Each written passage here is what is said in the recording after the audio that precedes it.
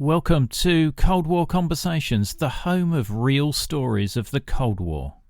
We walked on a hill and we see a white post that says Österreich, which means Austria. My parents were crying, emotional about being happy that we were not caught. They kissed, they hugged. And I knew that at that point, this was not your ordinary hike. This was something more. This is Cold War Conversations. If you're new here, you've come to the right place to listen to Cold War history. Please make sure you follow us in your podcast app so you don't miss future episodes. What would you risk to escape a totalitarian state, and how long would you be willing to wait? In this gripping episode, Peter Kasl, author of Escaping the Grip of Eastern European Communism, tells the extraordinary true story of his family's escape from behind the Iron Curtain. Peter grew up in a world of fear, surveillance and whispered conversations. Over 13 long years, his parents quietly and meticulously planned their escape, knowing that a single mistake could mean prison, separation or worse. I'm delighted to welcome Peter Kasl to our Cold War conversation. My father and my mother were born in the 40s. They grew up in a small town called Dolní Lukavice in Czechoslovakia, and they lived out their lives as typical teenagers. And in the late 60s, my father went to an army, which was a requirement during socialism. So he was in the army from 66, 67 to 68 and 69. So about 2.5 years he served. And that's basically when the Soviet Union decides to basically rolling tanks to Prague, the capital, and take over. So this was the suppression of the Prague Spring. So in 67, Alexander Dubček had become the leader of Czechoslovakia, and he'd basically liberalized Czechoslovakia from where it was before. So he removed censorship. There was a lot more freedoms going on, and the Soviet Union weren't happy with the direction that Czechoslovakia was going in. So it therefore, in August 68, led a Warsaw Pact invasion. So Soviet Union and other Warsaw Pact countries then invaded Czechoslovakia. So for the average person, it was a shock. And I recall my father told me that when he was in the army, they were on high alert. They didn't know what was going on. That was the only time, my father told me, where they were armed, fully armed, the soldiers. And he would recall that that's when the generals were all very nice to them, because remember, back, when you were just in training, you were not armed to the teeth at all time. But when the military was on a high alert, they were armed like they're going to war. And it was just a fascinating perspective from him where the generals ended up being really nice because everybody could shoot them.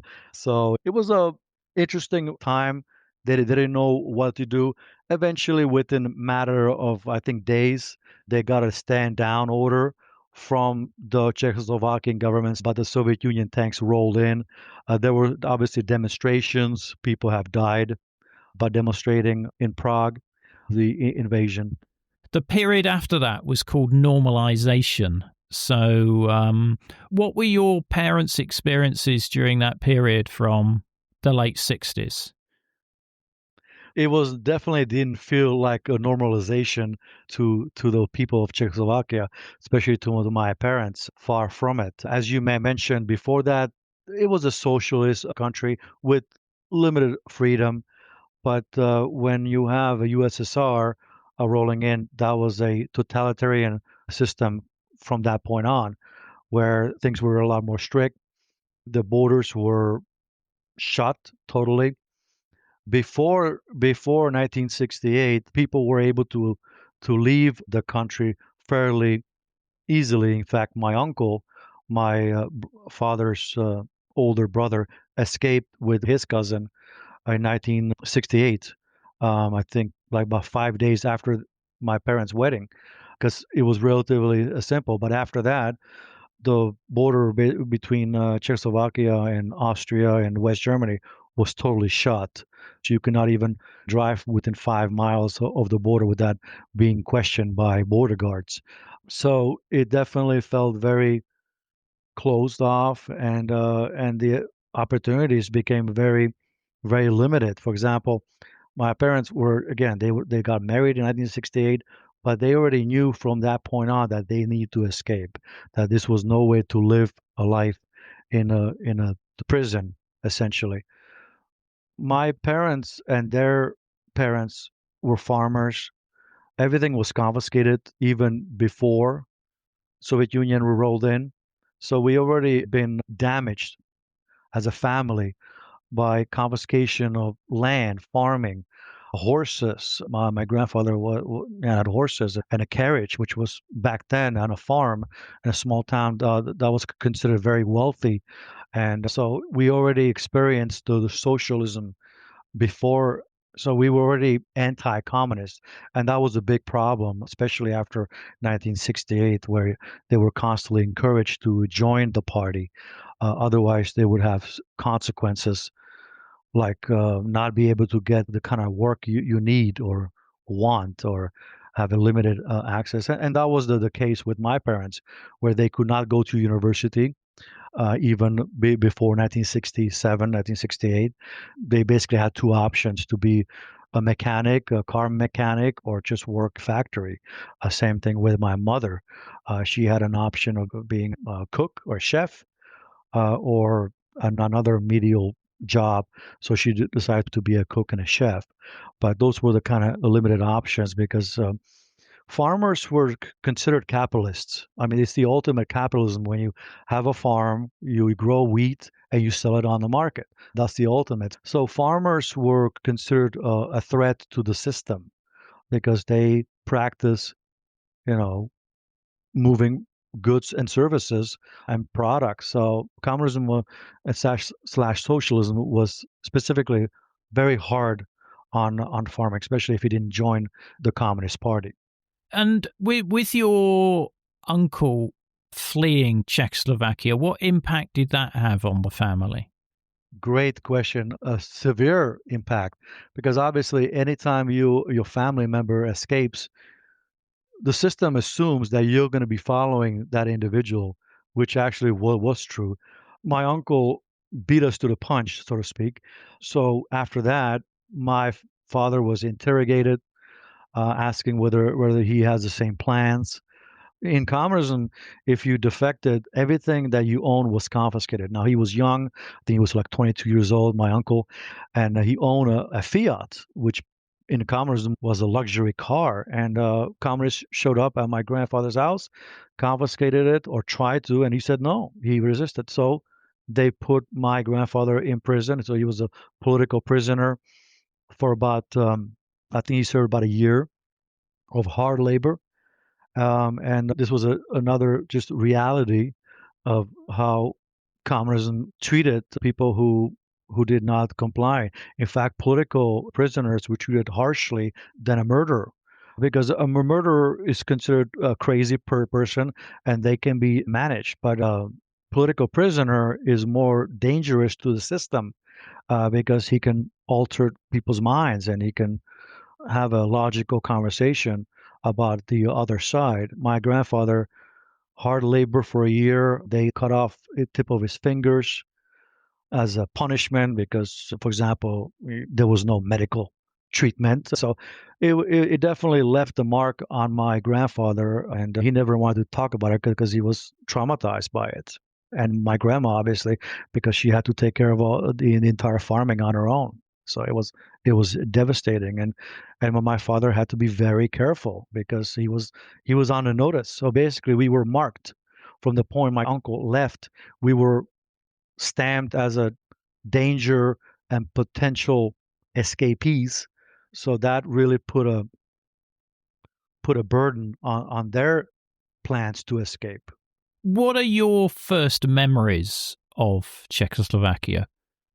1972, I was born, and I remember anything from, I would say, 6, 7 years old.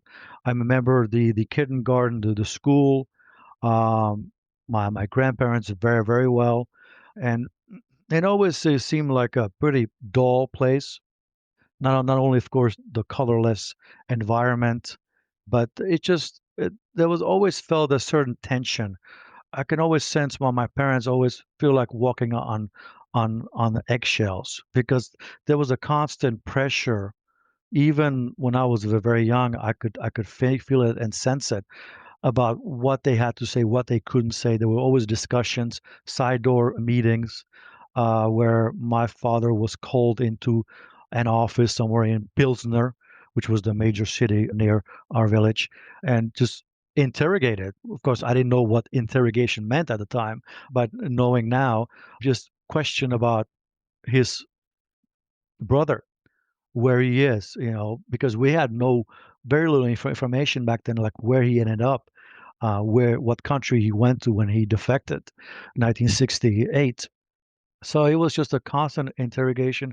I remember when I was in kindergarten, the common thing was teachers would call parents in once, I think, once every 6 months or semester, and just talk about my progress and basically for my parents, it ended up being an interrogation about how they should join the communist parties. Otherwise, we as kids had no future. So our future was already, you know, explained even when we were kindergartens that we had no chance of making any kind of progress as far as education, jobs. We our future was written in kindergarten, even at that level, knowing that we had no future whatsoever to pursue a higher education or have a credible jobs. And were you told by your parents to be very careful about what you discussed with your school friends? Oh, absolutely. We were constantly told, especially by my grandparents, because they obviously have lived under that socialist slash now communist regime. So they were very instrumental in keeping us quiet. There were a few kids. There was one kid who was an altar boy, and religion was suppressed big time. Not illegal entirely, like in other countries, but severely suppressed. So with that kid, for example, we were a little bit more open because he was suffering under communism, being an altar boy in a Catholic church. That was a big no-no, and so we had some commonality with him. But overall, we had to just keep our mouth shut as far as any kind of politics or any kind of discussion, any kind of bragging about, because once in a blue moon we would, let's say, get a gift from my uncle who lived in Canada first, but then he moved to the United States, and he would just send a gift from West, which was just an incredible thing to get a toy that we hardly had any access to, and we have to be very careful to whom we're going to show it to and stuff like that, because there's jealousy, envy, and that's something communism grows in people, is jealousy and envy, and being turned in for minor fractions.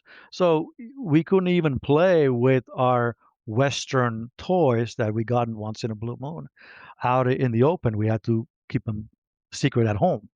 So just stuff like that. That was just a, a introduction, even as a childhood, to what socialism and communism was. It's just to keep your mouth shut and stay low, so to speak. I also had to be indoctrinated in school, which we even at the kindergarten there was already the attempt to do that. And I recall every time we went home, my parents almost had to reverse everything by saying whatever you heard about Soviet Union, like that's not what happened, and let me tell you what really happened, and stuff like that. So it was we knew from early age that we were fed a bunch of lies. And in your class, were there some kids whose parents were hardcore communist believers? Oh, absolutely. I would say a vast majority. I would say about 90% of kids' parents were communists. Now, to what degree, that's always open to interpretation. A lot of people joined the party for the simple reason of having a more comfortable life, which I think is equally bad because this is the reason why regime like communism was able to stay this long because if other people follow just for the sake of having a better life, essentially you're being bribed in order to have a decent life.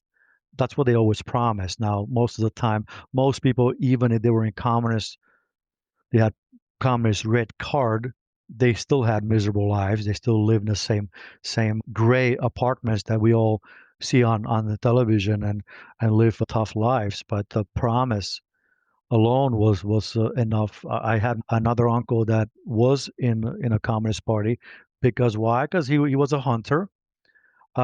He liked to go shooting deer and boar, and in order for you to have access to a weapon, which was extremely rare, you had to be in a communist party. So this is just an example where he didn't believe any of it, but joined a party because he wanted to be a hunter. So that's just another example. So obviously we knew where he was coming from. We didn't have to feel like we needed to have the discussion about politics with him because we knew which, you know, what his status was, but it didn't even matter. But the rest of them, they were hardcore communists. They actually believed it.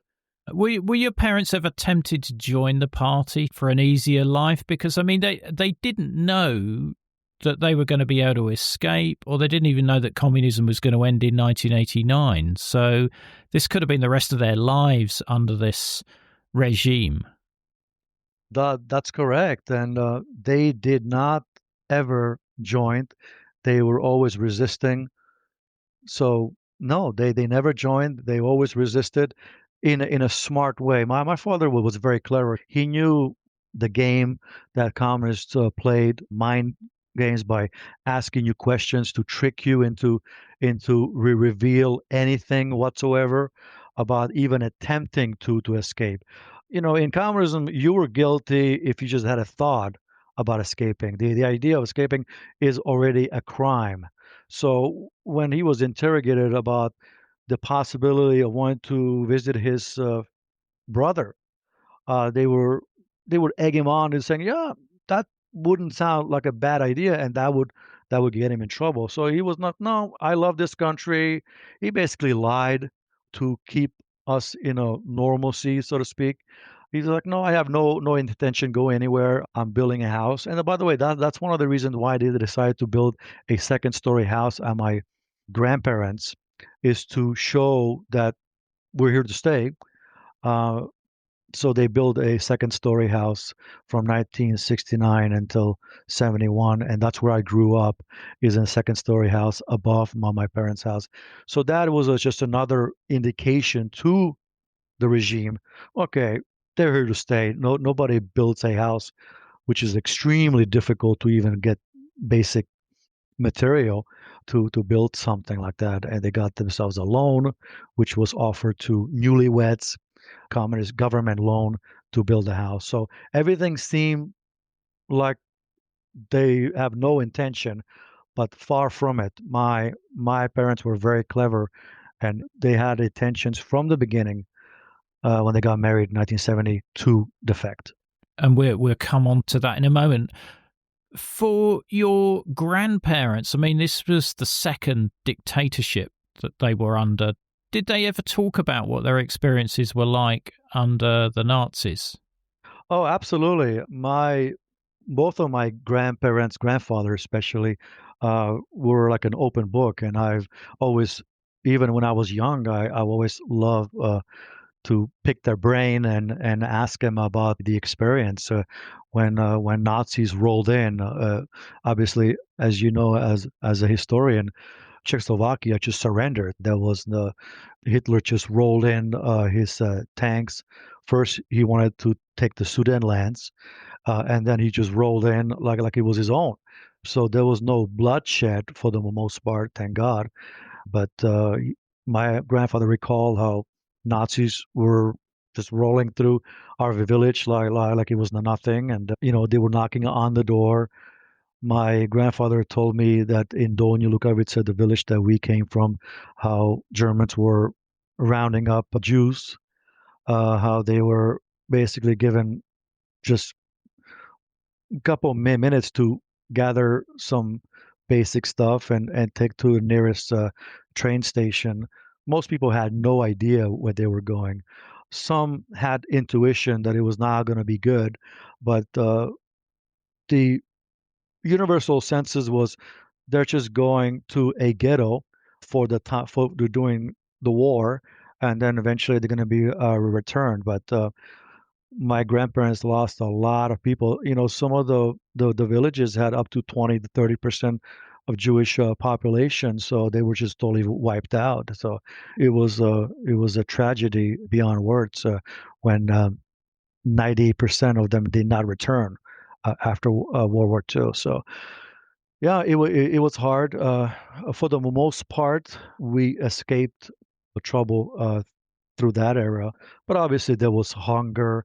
But being living on a farm, you were able to grow your own food and sustain yourself. But obviously, people in big cities had it much harder as far as surviving the Nazism. I think, to be fair, Britain, France sort of sold Czechoslovakia down the river in 1938 by having that agreement at Munich whereby the Nazis could have the Sudetenland, which is where all the Czechoslovaks' fortifications were, to defend the country. And then in 1939, when the Germans eventually rolled into the rest of Czechoslovakia, there was no way to defend the country. But anyway, we're not here to talk about World War II, but was interested to hear those experiences. So thank you, Peter, for those. Now, how do your parents sort of plan how they're going to escape? Because this is not going to be easy, particularly with them being under suspicion due to your uncle's escape. Definitely, it was going to take a lot of time, a lot of clever maneuvering, planning. All had to be, of course, discreet. Everything had to be under the radar because any kind of thought that you may have that may have leaked to somebody. So you could not even trust your own parents, grandparents, because obviously some people are gullible and just if my grandma mentioned anything to her friend in a grocery store that they're, you know, concocting some kind of scheme, they would be arrested. So everything was under just complete silence.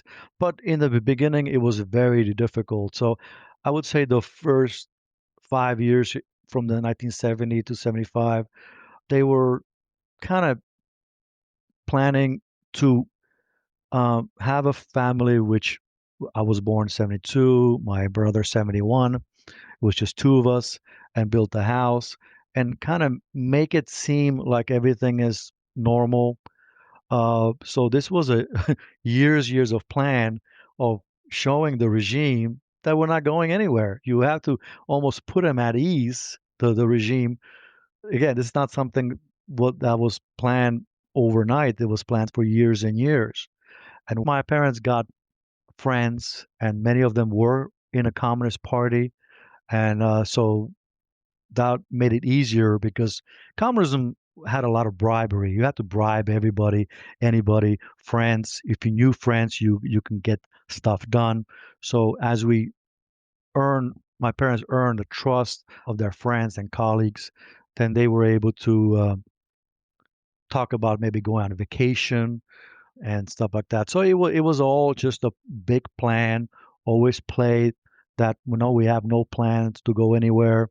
And one turning point was 1982 when they were allowed to go on a vacation to West Germany. Again, almost impossible, but we were able to use our resources and friends to get a 1 week vacation. My parents only. Uh, you could not go as a family because they knew we could possibly defect. So my parents were allowed to go 1 week to West Germany, and for my parents, it was a scouting trip essentially. This was a scouting trip to see how West truly was. So they were allowed to go. They only were allowed to have about 500 Deutschmarks. those were properly counted, how much money they had, so they wouldn't buy too many products to bring to back to communism. So they went on a vacation with another family, which happens to be the other family that defected with us in 1983. Um, so they went there, they scouted out, and my parents recall on the way back, they were sitting at the parking lot overlooking Czechoslovakia, and were actually contemplating whether they should stay in West Germany at the time. But they knew that if they decided to stay, we would become orphans, me and my brother. Communism was notorious for keeping families apart, especially when the parents defected, for example. Sometimes we heard stories it would take 10 to 20 years to reunify the families. Basically, we would have been adults by then. And my parents knew that this would have been horrible for us. So they eventually decided to just go back, cross the border. They bought some good goods like a boombox, radio station, and a ABBA CD, the which was a big hit back then, ABBA, and it was a magical. And that's when they truly made the ultimate decision. Like, okay, this is not a matter of when, but we got to put it now into motion. We have to put this plan into motion. And they also showed the regime, hey, they came back. They went to West Germany for a week. They came back, no issues. So I guess you can say they were not on their hit list anymore, so to speak. They honored the visa by coming back on time and continue to live our lives. What did they tell you and your brother about West Germany? Did they describe what they'd seen? Because at this point you don't know that there's an escape being planned because your parents are keeping it from you completely. But what did they tell you about the West after that visit? Of course, they kept it very simple when you're talking to a young kid. So everything was beautiful, colorful. One thing that they noticed is just everything. People are more relaxed. People were more calm. People were more friendlier in West Germany. Everything was just bright colors. Communism just lacked color. So even if you went there in a fall where all the leaves were off trees, everything just seemed more brighter, and the abundance. That's one thing communism lacked. We had abundance of everything in West Germany. Food, you go grocery store, stores, everything was abundant and everything was available. You didn't have to wait in line for anything like we had to wait in line for food in communism, which was a common practice where family had to switch spots, spend 3 hours in a line, a relative would show up, spend another 3 hours. So well, it was such a new world. Now we had a somewhat of an idea because my father built this huge antenna on our house where we could get West German TV stations. It was grainy, black and white TV, obviously, but we were still able to see. So we saw the commercials, the of commercials on bubble gum and just stores. So we had some inclination, and my parents actually learned somewhat German from watching TV. We had about three West German channels, so we were watching shows like Dallas and Dynasty, American series, and it was just it was an eye opening. We never watched those two or three channels of communist propaganda TV. We just watched the American movies on German channels. So it was helpful. But it's one thing when you see it on black and white TV, some commercials, versus heading out to West Germany and seeing the life and the ease and the lack of restrictions. They could breathe. So again, they were very careful how much to tell us. So we would not brag about it. We would not be sharing it. But they gave us some idea what a wonderful, colorful place it was. And what is their plan? How are they envisaging that you're going to get out of Czechoslovakia? Well, after that trip, they decided to meet in secret with other two families who had the same goals, is to escape. Um, Both families had two kids, so total of 4, 8, 12 people combined. They decided to meet for about a year in secret, either at our house or one of the family's houses, discussing basically what they're going to do, how they're going to go to Yugoslavia, because Yugoslavia was a communist slash socialist country, and you were relatively easy, if I may say, be able to go to other communist country on vacation, whether it was Poland, East Germany, Romania, Bulgaria, all those Eastern Bloc countries. You still had to explain why you're going there, and you got yourself a gray passport, so your regular passport will be confiscated, and you would end up with gray passports for Eastern European. So they was discuss, and I don't know if you want me to go into more the details, how and stuff like that. But so that's when they started to 1982, 83. That's when they were planning to make this go by going on a supposed vacation to Yugoslavia, which is now Croatia slash Slovenia. Yeah. It's quite a challenge having 12 people. Well, it's not 12 people, but at least 3 families in on this, because it just needs one of them to tell somebody. I mean, your parents must have trusted these other families, and the other families must have trusted your parents implicitly. Oh, absolutely. I mean, everybody had to be on the same page. They could not tell their parents, their grandparents. Their kids were a little bit even younger, so they didn't even have to bother explaining it. My brother, he was 1 year older, so he had a little more inclination of what was going on, but to a limited level. I guess they trusted him more than me. So I was totally left out of the dark. But yeah, it was everyone was secret. And as far as we got closer to 1983, um, basically every family requested to go on a vacation. It was done separately, separate time. There was a window, I think, for about February or March, where you can apply for a visa to go any other communist country to go on a vacation. So my parents applied one day, the other family another day. Back then there was no computer, so there was no way to notice if there is a pattern. They didn't know if they knew each other. So one family applied one day, the other day, and stuff like that.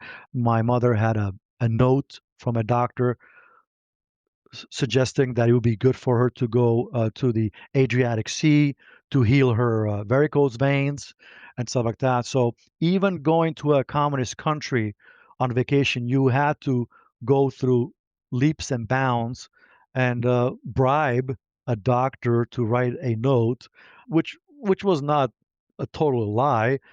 Apparently, it is good to bathe your legs in the sea when you have varicose veins. I didn't know that, but so it was true.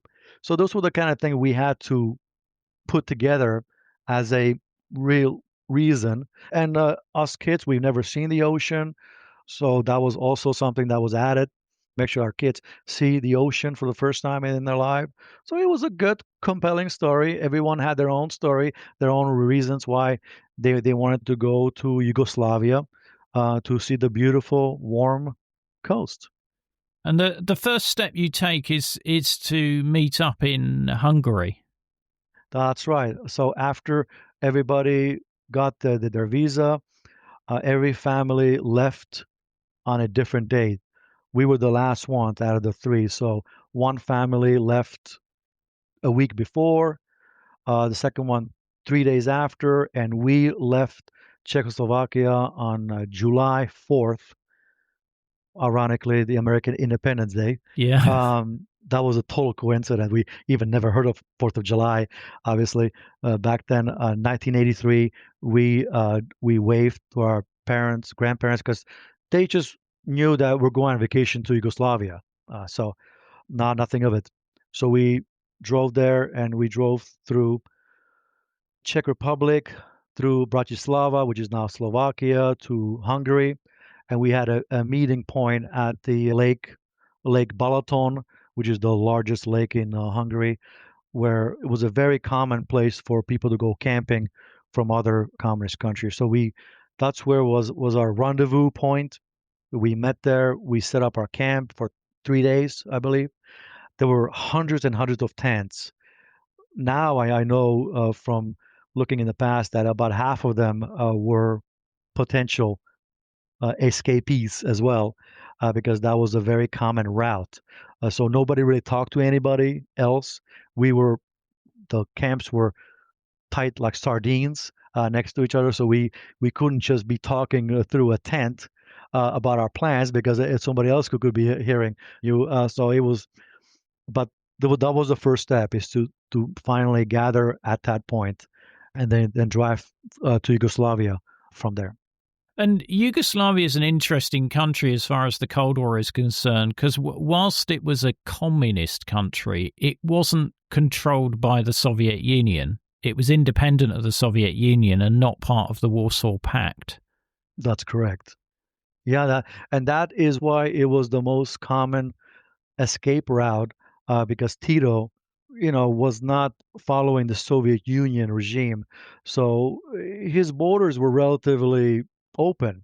Yes, they still had pretty tough guards, but as far as the open areas, all you had was a barbed wire fence, versus in, in Czechoslovakia, they had such a elaborate technology where they cut all the trees around the forest along the West Germany, and they had such a technology even back then where if a deer ran across the border, they would have a alarm where the whole army would show up at those spots. So it was just impossible. So Yugoslavia was the logical escape route.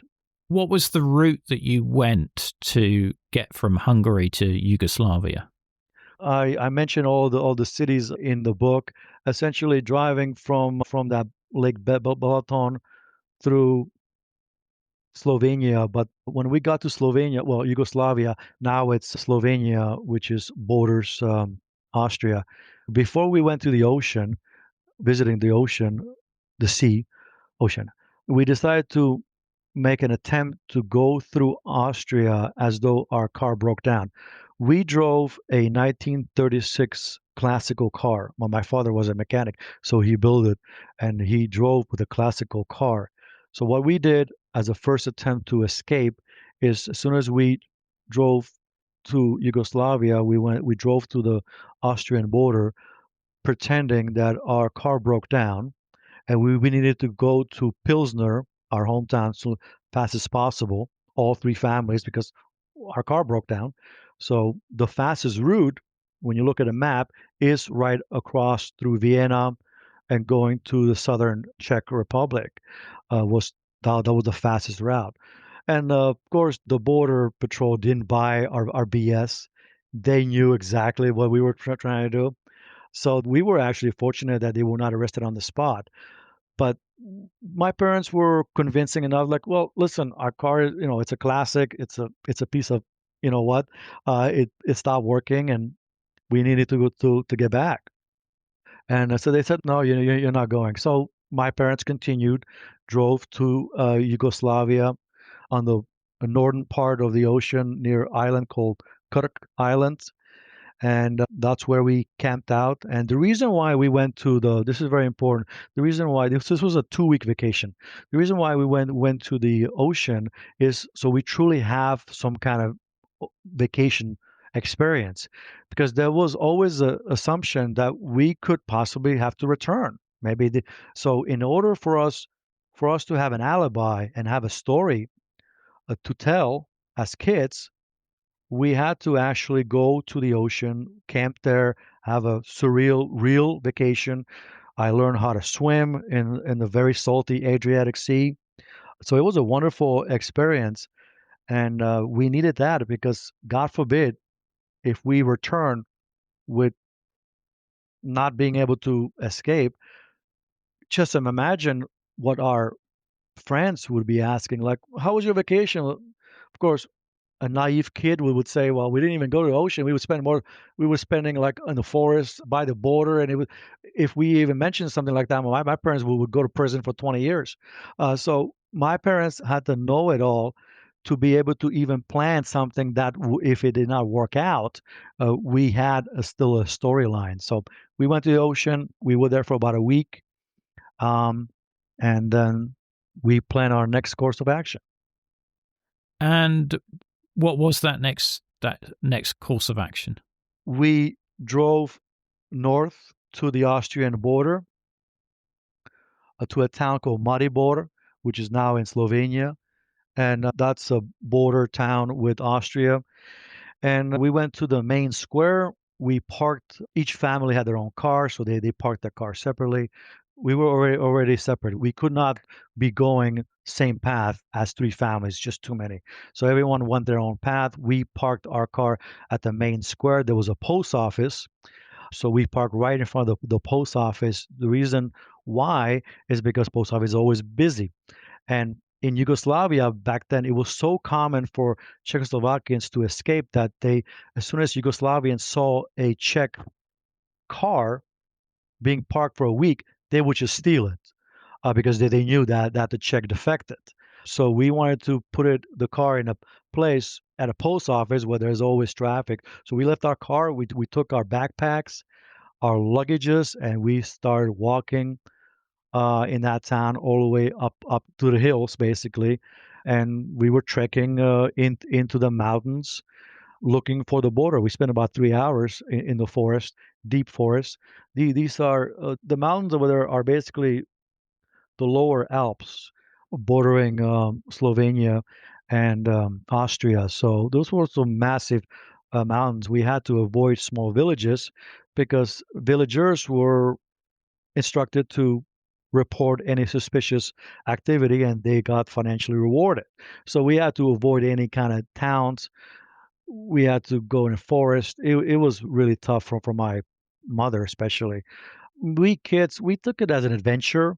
So we were enjoying ourselves, um, And relatively speaking. did you have any idea what was going on and why you were up in the Uh, mountains at this point? No, to be honest with you, I thought we was some kind of hiking trip because we did some hikes when we were in Yugoslavia by the coast, So I didn't. Again, it still didn't dawn on me. My father sometimes went ahead of us to look for a path.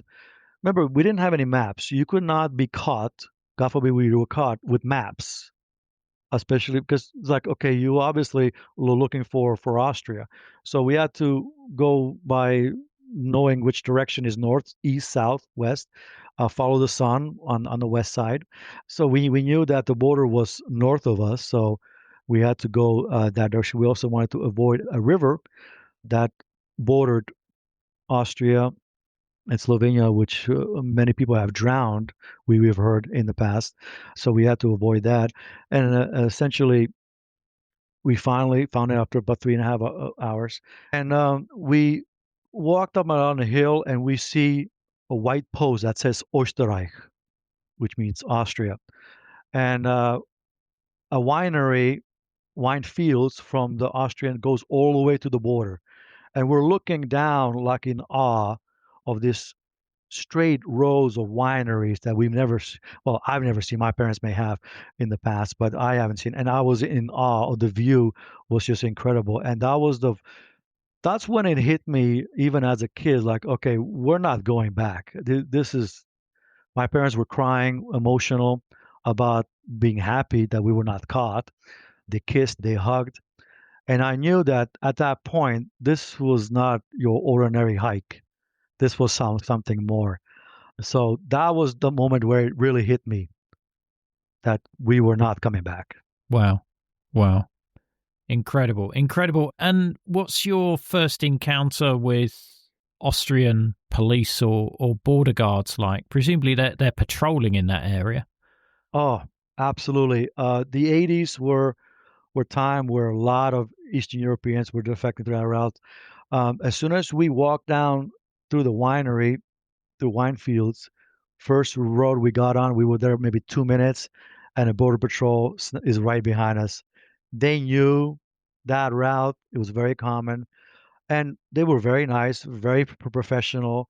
We knew the laws, that there was an international law that they could not return us to communism because my parents would be in prison and we would be orphans. My parents would be in prison probably for 20 years. By the way, the amount of time in prison for immigrants or people who were attempting to escape depended how many kids you had and if you had males, because we were considered army. We were already considered army boys, and if you, for example, this is just another example how communism viewed men and women. If you had five daughters, you were not as important to the regime as if you had five sons. So my parents, for example, would be, they had like almost artificial trial after where they got about 18 years of hard labor in prison because they took two potential soldiers. Anyway, so we knew, we felt pretty comfortable and safe that we were not going to be returned. The two border patrol agents took us to the local station. It was getting dark already. This was already in July. I think around 9 o'clock, 10 o'clock, it was getting dark. So they put us in a hotel. First time I ever stayed in a hotel. Very, very nice hotel. And we tried to sleep, but we were just so wired from going, having the experience. My father went down to the town to look for the other two families, whether they even made it. So the next morning, we get up, we go downstairs to the cafeteria, and what do we find? The two other families. Well, they were caught by the same patrol agents. So we ended up hugging. We were glad that we all made it to Austria, and yeah, Wow. Wow. And yeah. how long did you stay in the hotel? And I'm presuming you were taken to an immigration camp or something like that. That was the next point. So in the morning, the next day, they took us to their mini police station. Essentially, they put us in this charming cowboy kind of prison you would see in movies where the sheriff would be sitting right next to the prison cell and talking to the guy. So it was kind of like that. So it was the first time I ever been in a cell, but that was not because we were in trouble. It was to keep us in one room. The men were taken one at a time for interrogation, make sure we had the same story, everybody. And after that, they said, okay, we're going to send you to Vienna through Graz, the city of Graz, and we're going to put you on a train, and we're going to send you to the main immigration office in Vienna for processing. We did not want to stay in Austria. We wanted to go to West Germany because we already had pre-planned plans to go to West Germany through our Czech German friends who were immigrants themselves from 5 years before, and they were going to pick us up and take us. But of course, that's when the Austrians were a little bit irritated because they told us basically, you're already illegal here. How do you expect to get to West Germany? No, that's not happening. So they made us pay our own tickets, train tickets, with the little money we had to Vienna. They waited until the train actually moved so we wouldn't jump out. But of course, we were clever. We at the next stop, we got out of the near Graz, the city of Graz, got out of the train. We went to a payphone. We called our friends in Nuremberg, that's where they lived in West Germany. Hey, pick us up. We're at this station. Pick us up. I remember as a kid making payphone calls. You had to feed the machine with quarters. So, and I remember they were just throwing it, like one quarter lasted about 10 seconds for chit chat. So they were just feeding the machine to have a 2 minute dialogue. I remember that as a kid. So they said no problem. Our two friends drove two cars, found us in Austria and picked us up, and then we were heading out to Salzburg, which is on the border of West Germany, and that was the next plan, how to get across the border from Austria to West Germany. Yeah, which was another challenge for you because, as you said earlier, you're illegal aliens effectively in Austria. That's right. So how do you manage to get across that Austrian-West German border? That was another challenge. Those two gentlemen who helped us out, they thought they were going to just put us in a car and just drive from Austria to West Germany. I didn't think it was going to be that simple, looking back. But what at the time there were a lot of activity with the what were they called, Rafa The or something Bader like that. Meinhof group, or the Red Army faction. Exactly. I mentioned that in the book. They were very active on the border because they kept going back and forth with Germany and Austria. And for some reason, they were on high alert on that day, which was bad luck for us. We were so paranoid that we thought they were after us. Of course, that was not the case. But the border had special security that even those two gentlemen that they said we've never seen this and they've crossed the border before. So the first night they had to put us in a forest to sleep. We drove as close as possible. We ran up into the deep forest. We laid out all our towels, our beach towels, everything we had, and all 12 of us were huddled in a forest for overnight until they come up with a plan how to get us across the border. So that was a little bit scary. Luckily, it was warm. It was summertime evening. So, but I remember we did not sleep at all. Uh, the parents were chit-chatting among each other, and but we were basically just lying in the open sky. Trees are all around us, waiting for those two gentlemen to come back at 6 a.m. 6 a.m. we rolled around. We didn't see anybody. We had a view down the bottom on the road, so we would see them. So we decided to just come down to the road and start walking. We were lucky that Austrian border patrol didn't drive by because we would look very suspicious. 12 people with luggages walking around the border, that looks very suspicious.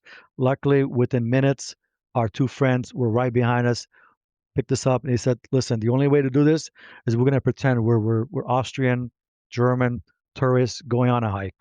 So we went to Salzburg. We took the tramp, the skiing tramp, which are open in summertime for hikers. We took the gondola, the one that has like 12 people up, and then from there we took a individual seat lift, which was the scariest thing for me. I've never sat on an individual ski lift. Yeah, they're Excuse me. like, I think they're described as chair lifts. Yeah, chair lifts. There you go. I've never been on a lift. I've never been on a ski resort, so I cannot even believe. So they put us down as kids, one at a time. I was scared to death. I've never been this high ever in my life, and we somehow made it all the way to the highest point. I guess in wintertime, that's where pro skiers go ski. That's why they had the single seat lifts. We ended up all the way on top, and luckily we kind of blended in. We had casual clothes. There were so many people, luckily, as hikers from Austria and Germany. Then we saw a sign that says state line. It said in Germany, it said state line. And in fact, in the book, there's a picture of us that one of us had a camera picture of we're standing by the sign that says state line, and on the other side, people coming from West Germany, it said Österreich, looking down on Salzburg. So we were able to I was able to put a picture in the book of us at that sign. So we ended up on top, and then now we had to walk all the way down on the German side, a steep hill, huge. It took us hours and hours to get down. Those other two gentlemen took the ski lift back down, picked up their car, drove around the mountain on the other side. They were already being looked suspiciously because they kept going back and forth already twice or three times. And they had a equivalent to green card, so they were not full West German citizens yet. And so they kept asking, like, why you guys keep going back and forth? And they give them some story that they went hiking or something like that. So they allowed them to go back again to West Germany on the side. They picked us up on the other side of the mountain on West Germany and put us out and took us to one of the gentlemen's home in Nuremberg. Surprise, surprise, his wife knew that her husband was helping out some Czech immigrants, but she had no idea it was going to be 12 of us. So when we showed up at their little tiny townhouse, she's like, "Wow, there's a lot of you." So they had to cram all 12 of us, into their house for about a week. So that's how we ended up in West Germany. Wow. Wow. What an incredible story. What happened to your car? Did you ever get your car back? Great question.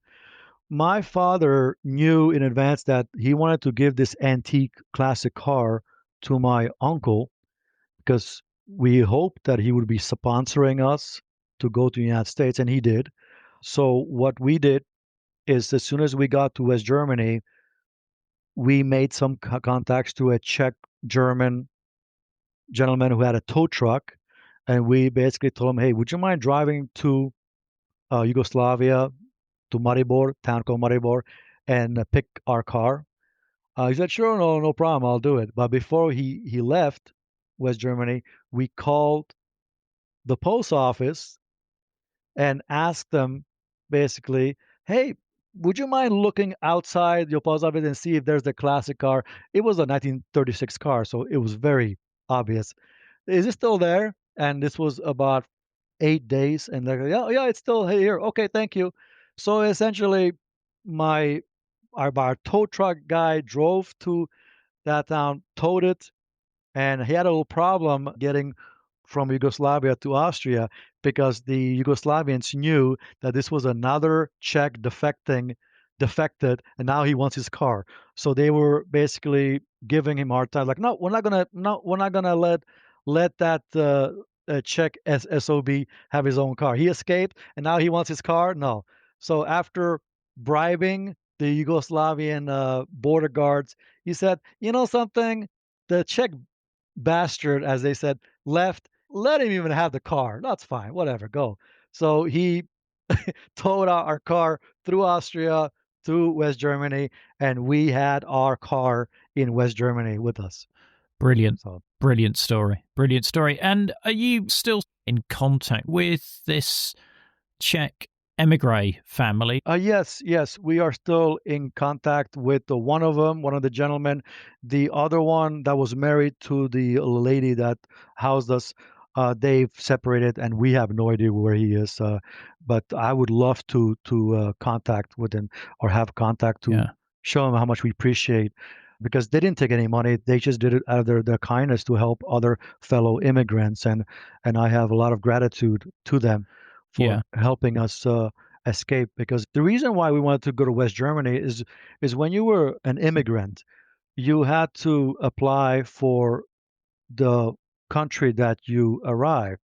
And Austria back then was not the strongest economy. So if you're going to leave a country, you leave your family, your possession, your home behind, you might as well go to the best country, I guess, economically in Europe, and that was West Germany. So since we wanted to go to the United States, that was our first pick. But your backup country had to be the one where you're staying at.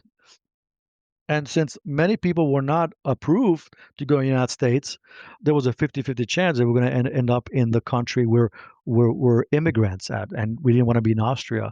That's why we were so adamant about going to West Germany, because at least Germany was economically strong enough to be able to, for us to have a future and have a good life. And you must have had to alert the West Germans that you were in the country in order to apply to emigrate to the US. I mean, how did you explain how you got there?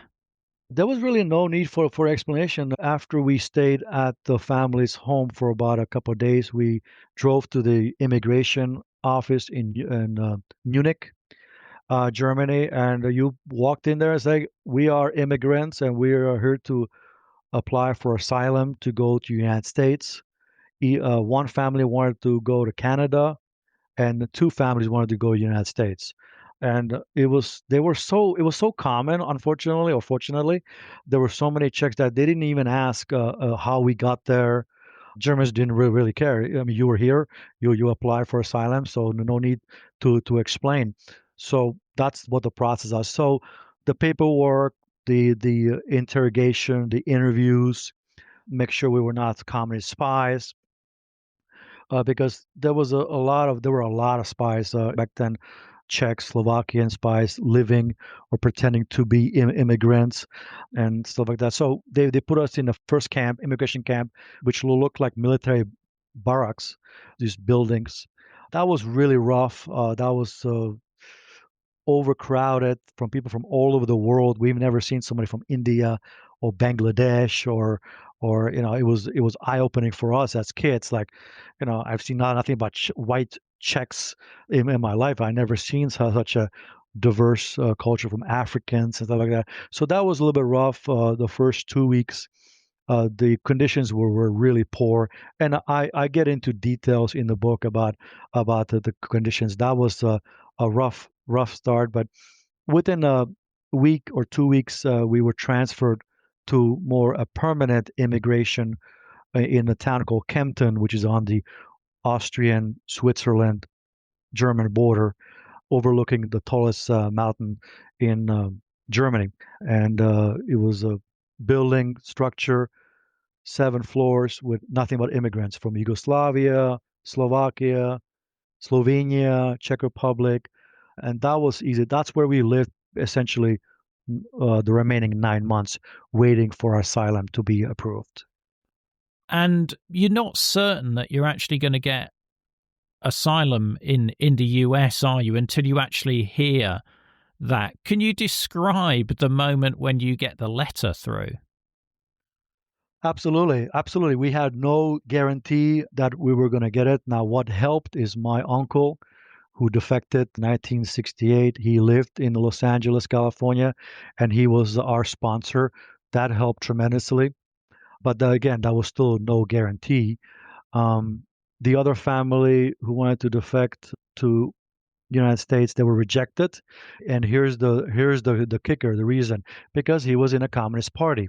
He was not a believer, but this was during the Ronald Reagan era, where Reagan was really tough on communists. And whether you believe it or not, if you were in the party, you were rejected. So this was a perfect example where my parents' steadfast effort not to join paid dividends, because if my parents were in a party, they would not be allowed to go United States. So essentially, we were the only ones out of the 3 families that went to the United States. The other 2 stayed in West Germany, lived their lives there. And again, living in Kempten for about 9, almost 10 months. And then we got this letter in Czech, basically saying, congratulations, you've been approved. Here's your flight tickets on Lufthansa to Los Angeles, to through New York. We were ecstatic. We were just amazed that we were approved, and thank God, because it was getting a little tough at the immigration housing, because most of the people had no idea what our fates are going to be. Now, again, if we were rejected, we would have stayed in Germany, but we were elated and very happy to be able to fly to the United States. Wow. Wow. And did your parents write to your grandparents to let them know what had happened, or did they just leave them in the dark? Absolutely. This actually happened even in Austria while we're waiting at that payphone for our German friends to arrive. My father called his father, my grandfather, and even then did not want to be so blunt. He told me, "Yeah, we're in Austria. We're gonna kind of check it out here, kind of in a nonchalant way. Yeah, we're gonna kind of see, how things are here." And he didn't tell him, "Yeah, we're definitely defecting." So kind of give him that hope. And my grandfather told that to our other grandparents, and that they're gonna stay in Austria a little bit. We didn't even tell them about West Germany. But once we got to West Germany, that's when we called them, saying, "Listen, we are an immigration office. We're not coming back. We're gonna seek asylum in the United States." And that hit them hard. That was hard on my parents, obviously, and on my grandparents, because they lost their kids. And back then, you assumed that you were never gonna see them, and which was true. We would never see them if communism continued. We had no intention of going back. We couldn't go back, even if we wanted to. So this was a tragic situation for my grandparents. not knowing what's going to happen, and not to mention a shock when everybody heard that three families defected at the same time. It was just a shock to the whole community. Absolutely. Absolutely. And can you remember your first impressions of the US? It must have been such a culture shock. Oh, absolutely. Again, we lived in Germany, so that was kind of like a preview of what Western world looks like, you would think. But the United States is a total shock. I remember we flew from Frankfurt to New York City. I think it was JFK, and we were at the airport. I was just amazed by the sheer humanity of people from different cultures, and it was just amazing. We were thirsty, so I got myself a drink I never heard of called root beer, which I never heard of. That was such a disgusting drink and an awful taste that I was sick to my stomach. That was my introduction to the U.S. I was sick from New York to L.A. because I've drinking that root beer, that incredibly sweet medicine-like flavor on an empty stomach. It may make me sick. So I don't remember much on the flight to LA, but once we landed, we got some water, so like that. And I remember my uncle, I've never seen him. I've never met him before. And my father hugged his older brother, and he put us in a car. I remember going on the freeway, highway. Everything was just big. Everything about America, especially Western United States, everything was big cars. You saw all those 70s Cadillacs, and it was just everything looked so like out of this world. I could not believe it.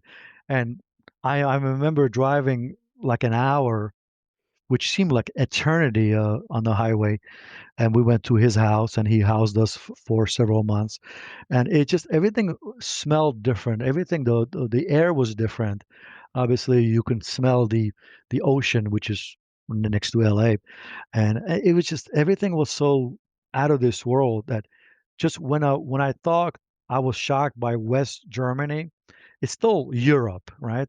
But but Los Angeles, California, it was just a totally different world. So I was in awe and disbelief. I can imagine. I mean, I remember the first time I went to the US and was just astonished by how big the open spaces were and how big everything is. You know, not hugely dissimilar to your experience there. I wanted to ask you about, how soon did you go to school, and how soon did you manage to learn English? Because at this point, you don't really know any English.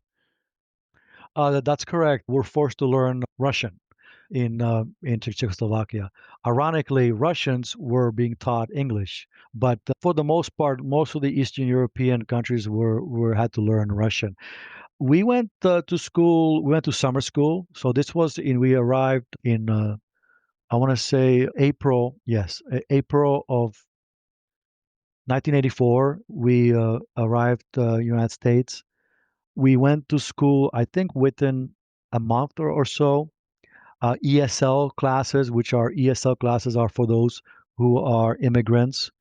Um, it was relatively easy. We were young, so they put us in a class. We would just observe, learn, just osmosis, learn by hearing the language, reading it. So that was a really relatively simple. We already spoke German because we went to school even in Germany for that 6, 7, 8 months, and we picked up a German pretty well as young kids.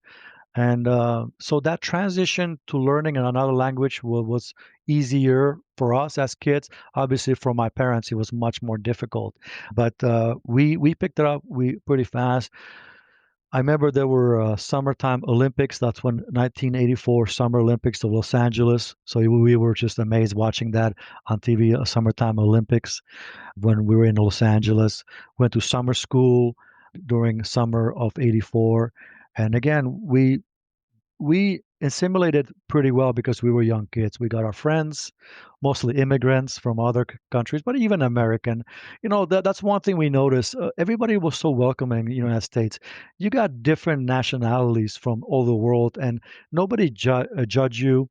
when you compare it to West Germany, and I went into the detail how West Germans were so rough on us, calling us Ausländers, and just basically making sure that we knew we were immigrants and we're never going to be part of Germany, no matter what. Which was kind of ironic that we essentially defected because they started the war. If there was no World War II, there would not have been communism.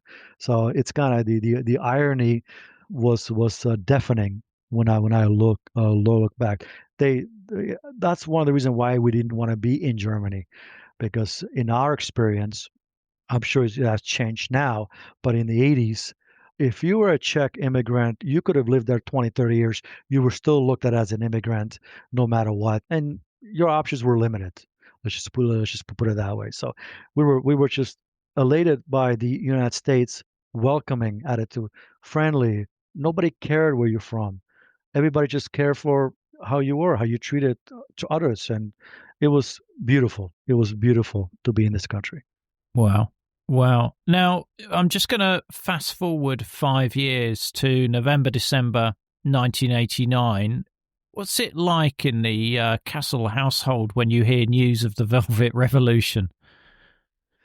Well, we were shocked. Obviously, we saw when the Berlin Wall came down. We already, even before that, we heard how some East Germans were going to Prague to the U.S. embassy to defect, and it was just kind of surreal to even experience that and watch it on TV. We thought that communism was going to last for another 20 years. We had no idea, obviously, had we known that it was going to end in 1989, if we had known that 1983, maybe my parents' plans would have been totally different looking back. But yeah, it was just surreal to see the total collapse and having that Velvet Revolution. We had mixed feelings about it. Of course, we were excited for the individual people, but we had a mixed reaction as far as what is the aftermath? How is it going to be after? Because there was a lot of hard times for people who went through that. Because you had from totalitarian regime now to relative freedom and lawlessness, because there were no laws and books, and a lot of people had suffered after. So we had mixed feelings about it, but again, excited about the fact that it finally ended, but at the same time worried about the corruption, which we knew what was going to follow.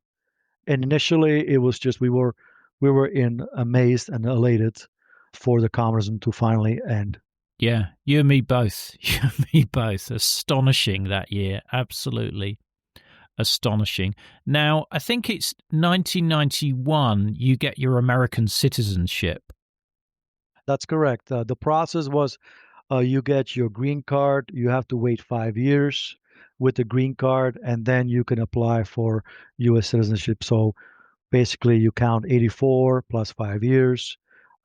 So essentially, yes, we got our American passport citizenship in 1990, 1991, something like that. Yes, exactly. And first, as soon as we got it, we were able to visit our grandparents.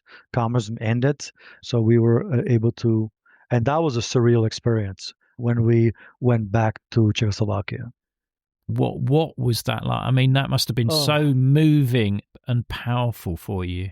moving and shock. We didn't realize how more the country has deteriorated from communism from 83 until 1991. It was so much worse. I remember we flew to Munich, and we drove from Munich to Czech Republic, Czechoslovakia, through the border, and we drove through common towns like Klatovy, and I remember it was such a horrible scene of grayness. Again, it was like a almost like flashback of that horrible emptiness of coldness in the air by you looking at the communist cars and the gray buildings, those communist high-rise rat houses, I like to call them. It was just eerie and and sad. Even my parents who lived there obviously much longer, we were just in awe. We couldn't comprehend how bad it was, and but it was obviously nice to see three of our four grandparents. Unfortunately, my grandfather from my mom's side passed away in 1989, so we did not see him ever again. But the other three we saw, we were elated to see them. A lot of emotions came out, crying, and it was a beautiful experience. A lot of crying, a lot of I'm sorry. I mean, how do you explain, right? Something like that. My parents carried a heavy heart. It still do, I think, having to do that. But they had to look out for our best interest. They essentially defected for us to have a better life. That they did it for the kids. And I think at the end, my grandparents did understand that, and they knew it was the right thing to do. So it was very emotional. Yeah, I can't imagine, that experience there. Peter, you have told me an incredible story there. If listeners want to get in contact with you, what are the social media channels that you use? Well, I have several options. They can go on Instagram at Peter Kasl. That's spelled PETERKASL 2019. So Peter at Peter Kasl 2019. They can also email me at peterkasl@yahoo.com. I can also be reached on X, used to be Twitter, Peter_Kasl. I'm also on Facebook. They can find me there at facebook.com/Peter Kasl. They can also find my book on Amazon UK, Amazon USA. So just simply typing my name or the name of the book, which is called Escaping the Grip of Eastern European Communism, a true story of courage, perseverance, and the pursuit of freedom. So if somebody wants to read my story, I'll be very delighted. I have go into great detail in the book about the specific location, the experiences, the emotions that I felt even at that young age. So please, I'll be delighted if you go on any of those sites and buy my book. It's a wonderful read. It's a very emotional book, so you may have to have a tissue with you, which is a good thing. It is. It is a very powerful read. I will put links in the episode information to Peter's social media channels and where you can buy the book. And Peter, thank you once again for coming on Cold War Conversations. Thank you very much from the bottom of my heart to be able to share my story with you. The episode extras, such as videos, photos, and other content, are available via a link in the episode information. The podcast wouldn't exist without the generous efforts of our financial supporters, and I'd like to thank one and all of them for keeping the podcast on the road. The Cold War Conversation continues in our Facebook discussion group. Just search for Cold War Conversations in Facebook. Thanks very much for listening, and look forward to seeing you next week.